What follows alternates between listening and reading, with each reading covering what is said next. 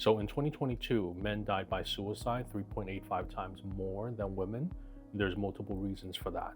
One of the main risk factors is access to firearms and lethality. So women don't tend to have much gun ownership, and men tend to have more completed suicides because of the lethality of what they try to do. So what we see is in men, when they attempt suicide, they tend to complete it. Now, secondly, men tend to have problems with seeking help.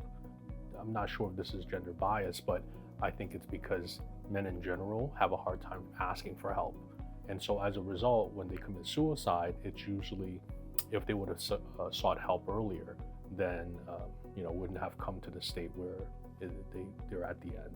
Suicide is not always related to depression, especially in men. So the issues that we may look into are things like social factors. So let's say, for example, a person is having marital problems, financial difficulties, and they're leading them to the edge. And as a result, a person may think of suicide as an alternative to escape, but it may not have signs of feeling depressed. In women, they're much more vocal about their feelings. And so usually it'll lead up to suicide because of, depression and stuff like that. But they're also more willing to seek help.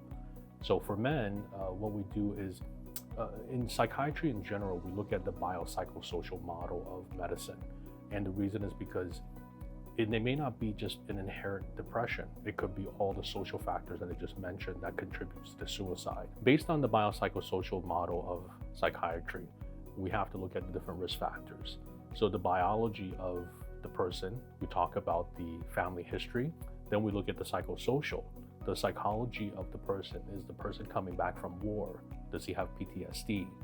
And then obviously the social aspect is the person having financial difficulties? Is there any substance use? Is the person addicted to alcohol or any other drugs? These are all the things that we have to look at.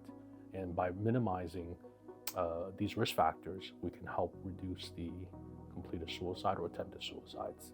So 988 is a 24/7 number for you to access in case you're having bad thoughts of suicide or anything that's really troubling you. This number is accessible by phone. You can call them directly or you can text them. This number is very important because suicide oftentimes is for that specific moment.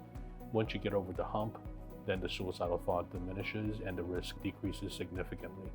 The important thing is, if you know of anybody around you who is having these bad thoughts, this is a very good resource for you to have. Again, this number is free. You can call or text.